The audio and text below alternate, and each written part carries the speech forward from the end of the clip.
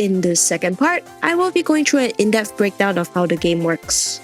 Songs, difficulties, charts, scoring, tips, and explanations on the way someone can play. In the first video, I gave an introduction to the game, series, and covered the basics. Check out the video up there if you need to. I highly suggest you watch it because I'll be making some references from there. At the end, I will give some advice a new or casual player might need if they plan to progress all the way to the harder songs. Mainly the general things limiting you from doing so in the start, mid-game, and what you can do about it. The points in there will also be quite important. This section here is purely from experience, so it may not be the best or most efficient kind of advice out there. Alright, without further ado, let's begin with the first section of the video.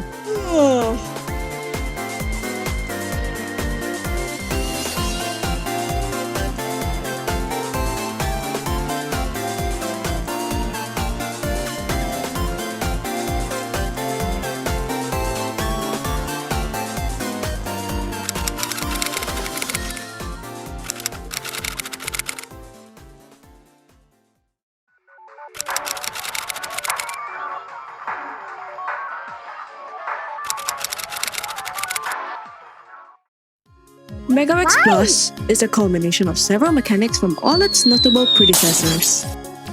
To make things easier, we'll break down each section into separate segments since all of these are connected together in one form or another. Songs have multiple difficulties which get more harder or technical depending on the chart and stars. The higher the stars, the more difficult a song will be. Treat the difficulties as a gate to what mechanics will be put into the song. Notes, holds, and then we have multis. For the stars, it's how much they can fit into the song. Here's this footage for example.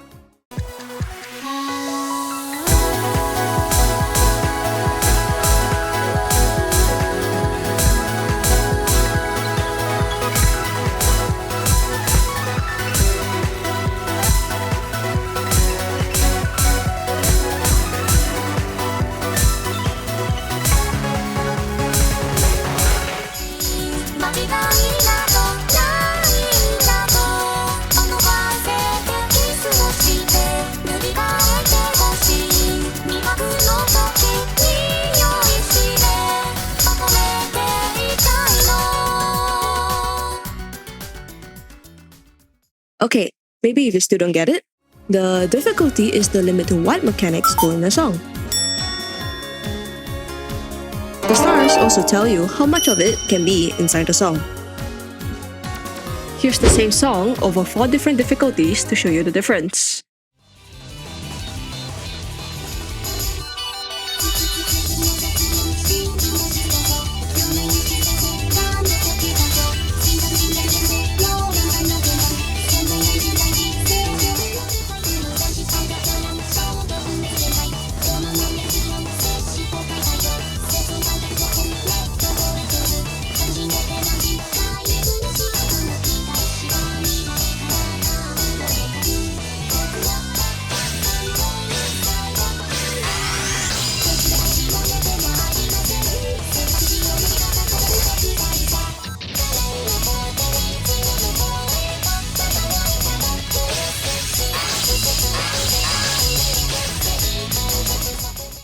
See here, right?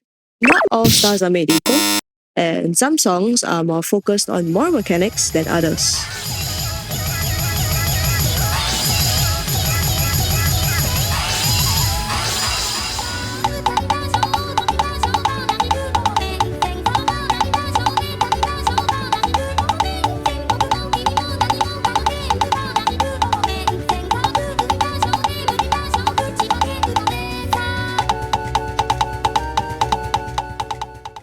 This here all depends on what we call the chart.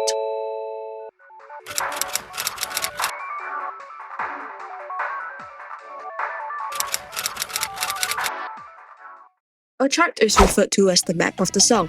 What notes it has, how many are there, if there's any variety, or just outright made to be unplayable. In this case, all official charts are playable, so we'll mostly look at those instead of custom ones made by players. There are several kinds of chart types, which I'll give names to differentiate them. Balanced, technical, and stamina. Balanced charts are exactly what it says on the tin. There's a fine balance between everything, or most things, and sometimes the notes are aligned with the song.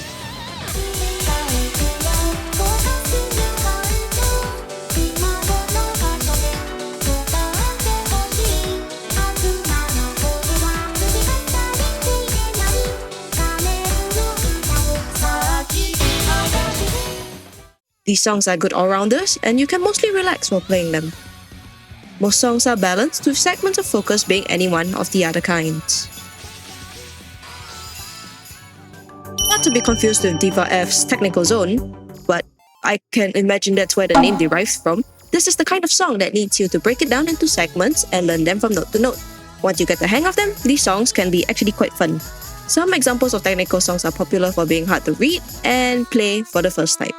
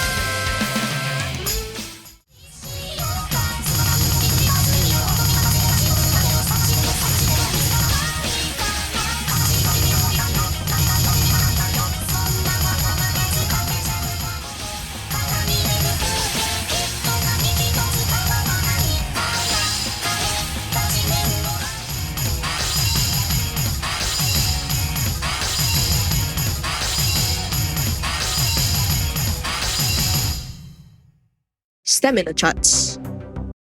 Oh god, I hate stamina charts. These charts, if mixed alongside technical ones, are just a pain to do, but get familiar with it enough and you'll eventually love them. Here's a famous example of a stamina song.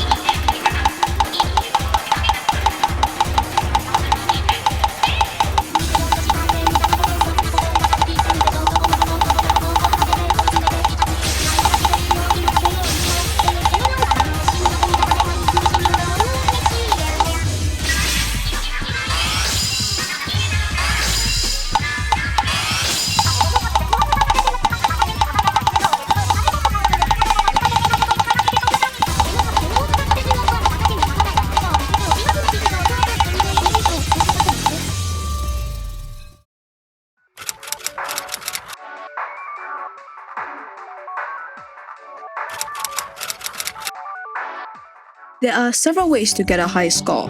Hit a good judgment, or to max, do a max slider, not breaking a combo. As mentioned in the previous video, max sliders and whole notes give extra score. And these are actually important since it might make or break your run if you're trying to pass a song. A higher score means a higher likelihood of passing a song. If you're those people that just want to pass a song, this really helps a lot. There's also another way to survive a song if you're struggling to clear it, but I'll cover that more in depth at the tips and tricks section. To see if you're timing the notes correctly, we can act on visual cues and adjust accordingly on the go. Even though there's a much older guide showing this, I'll go through it here too. Here, we have a single stream of notes. Each require the same timing consistently. So how do we know if we press too fast or too slow? See, notice the flying notes that come in. You could watch the note and then press it when it lands exactly there, but on extremely fast songs or ones with a lot of notes, you don't really have the luxury to do so. So, press the notes like you normally do. If you hit it too late, the flying note would fall below the chart note. If you hit too early, it's because the flying note hasn't fully touched the chart note yet. Usually, hitting too early results in a safe. Hitting too late might result in a safe or worse. So if you do notice that, just adjust how fast or how slow you press the controller. This will need a lot of practice to be able to do on the fly, especially during in the middle of a song. So be sure to get familiar with it early. I suggest doing this on practice mode. Playing the game, normally you'd want to aim to get the highest score possible, and the max holds tend to boost that, but in certain charts or higher difficulties, the way you get score from holding varies. Varies? Whatever. This is dependent on the charting. The nicer ones where the holds all lead up to a quad hold,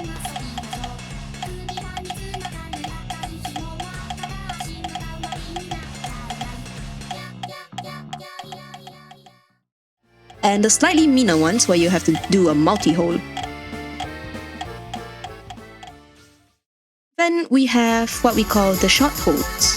Most players just won't risk these kind of holds because you might fumble the next note if you do. Shit. I knew holding was gonna be risky. Yep, and I suffered the consequences for it. Oh. Oh. God. Sure, I can. Once again, it's all dependent on the chart. Some holds won't get you a max hold bonus unless you time it right, because the next note that shows up just resets your hold score. As mentioned in the last video, holds reset on the next same note.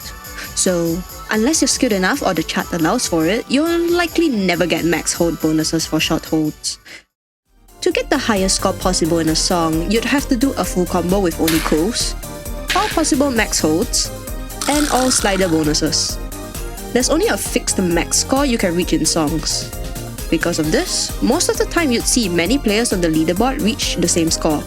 The position placement is completely dependent on when you got the score, with the top being the earliest to do so. Anything else and you'll be pushed below, regardless of if you have the same score or not.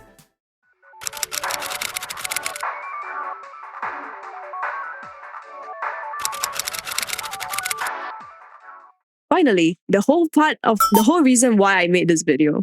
There are different patterns that may show up in charts, and for simplicity's sake, I just gave them some names. So we have the note build-up, the note's rotation, the opposite note rotation, adjacent multis, opposite multis, triple multis, triangle multis, star multis, and quads. Quadruple multis, not the, If this seems scary, no it's not. The two you just really gotta keep an eye out for are the triangle and the star multis. The rest honestly can be learned through muscle memory and playing many songs over a long period of time.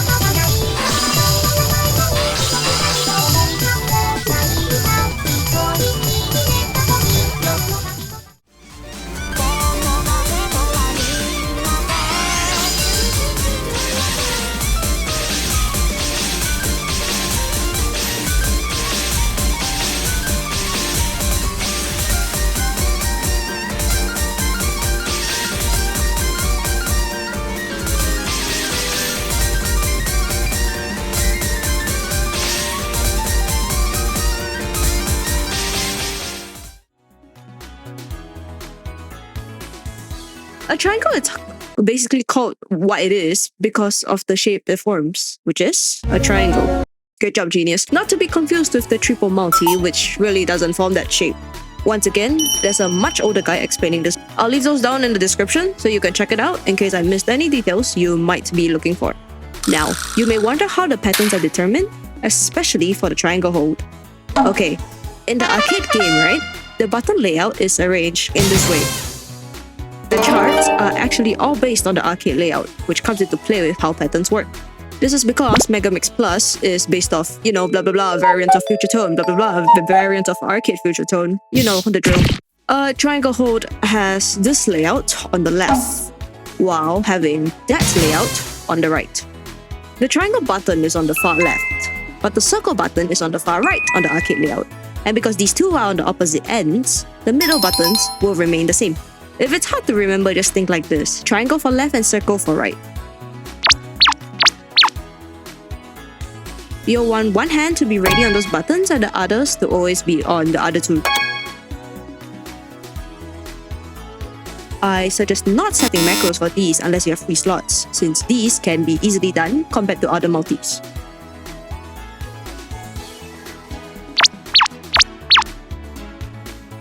For a star multi, it's just 2 triangles back to back.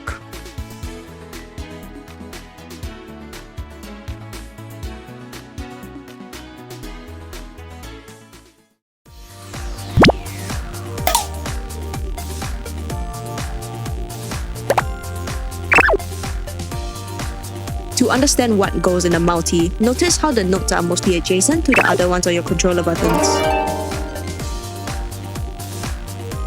This is thanks to the arcade layout. If there are many different multis in one stream, always look for the consistent note. Rarely, you'll get what I call the opposite multis, where they are multis which require you to press buttons opposite each other instead of the adjacent ones.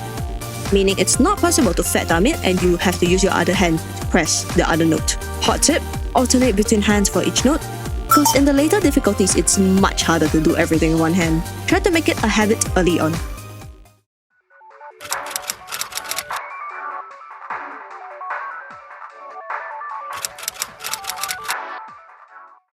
Now, some might consider this as cheating, and rarely there are a few people who complain and whine about it. But honestly, no one fucking cares. If it's a thing in the game, just use it. You dumbass. Alright. Introducing the way to use a macro to do holds. How do you do it? First of all, familiarize yourself with pressing the triggers and bumpers. I highly recommend setting off auto macros, especially in more technical songs. I don't really see a use in assigning sliders to it, and it will just get in the way of your muscle memory if you do switch to macros later on. Just get used to doing sliders with the joystick and save yourself the trouble. The standard would be to just set 2 macros to the quad notes, because doing this lets you hold all 4 different notes, or the quad hold itself. When you press a hold note, hold it down and then simultaneously hold the trigger.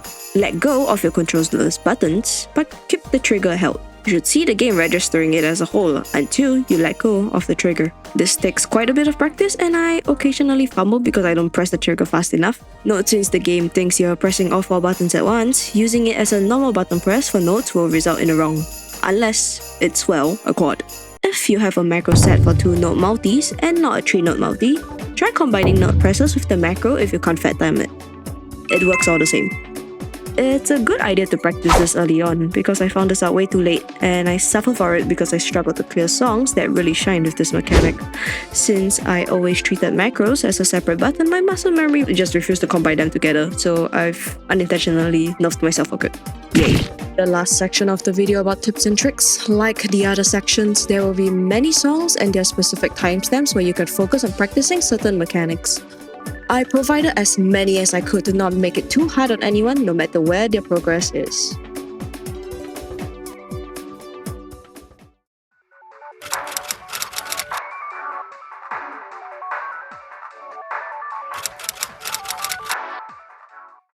I did not cover some note mechanics earlier as they were very self-explanatory, like doubles, triples, and quad notes.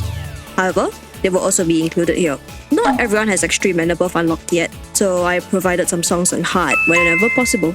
But just try your best to get extreme, because most of the mechanics show up on that difficulty. If you want to practice certain mechanics, then instead of playing the entire song, always zone in on parts of it and just keep repeating.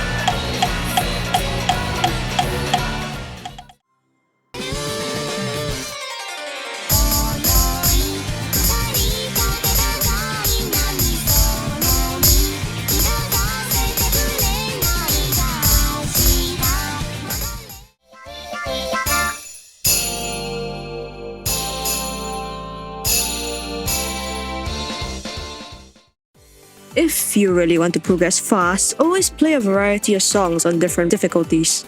You're not going to make any large improvement if you are always playing the same song over and over.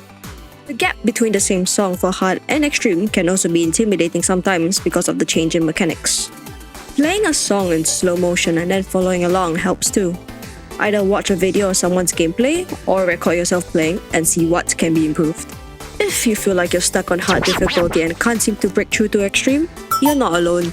It's common for many players to find themselves stuck on hard. It differs from person to person, but I always tell people to not be afraid of trying the lower star extreme songs whenever they're stuck on hard for too long. The gap between 7.5 and 8 stars for extreme is quite big for certain songs. Alright, we're reaching the end of the video, so here's a hot tip for those who just want to clear a song by passing instead of trying to get it perfect.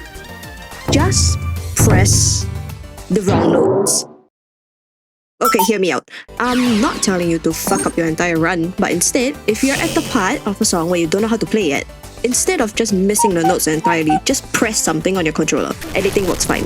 Wrong notes deduct less health than missing a note, and this applies to the amount of notes. Missing a quad note will hit you harder than just missing a single note. So if you really have to, just randomly mash your way through. If you have enough health built up earlier on, you'll be able to make it through, no problem. Just make sure you had enough score beforehand to be able to pass. Because if you don't, well, you fail the song entirely and it doesn't really matter in the long run, does it? Anyway, take your time, because breaks are very important. While you'll inevitably drop in your hand stamina or your coordination isn't just as good as it once was, at least you don't have a broken wrist or hand from playing for hours without any breaks. I used to stream to my friends playing this game for whole days without stopping, and I have tiptoed the line between getting actual carpal tunnel or just dying from wrist pain. Please don't be like me. Save your stamina or try to increase it. I don't really have high stamina and I get tired easily, so I always press my buttons a little lighter instead of mashing them whenever possible. This usually results in me missing a few notes, sometimes because the buttons didn't register for some reason. But it really depends on your controller too. Newer controllers tend to have stiffer buttons, which require you to really press down on them, which can be quite annoying when doing technical or fast songs because you have to spam a lot of notes. But those who are more skilled probably don't see an issue with it. I just probably suck. Also, if you want to play on a keyboard or a controller, I highly suggest you stick to it. Do not change halfway in unless you really want to waste all the progress you spent learning to play it. Muscle memory, in my opinion, it's kind of different. You may be able to transfer your note reading skills, but whether you can press the correct note or not is a different question. Once again, it differs from person to person, like everything else. I guess it just boils down to personal preferences. And with that, we've come to the end of the video. I took quite a while making this, so I hope it actually helped. I tried to consider as much things possible to help beginners and those who are currently stuck with trying to progress. So if this guide has helped you, feel free to let me know so I can make more in the future, maybe even other games too. Thanks for watching. Bye now.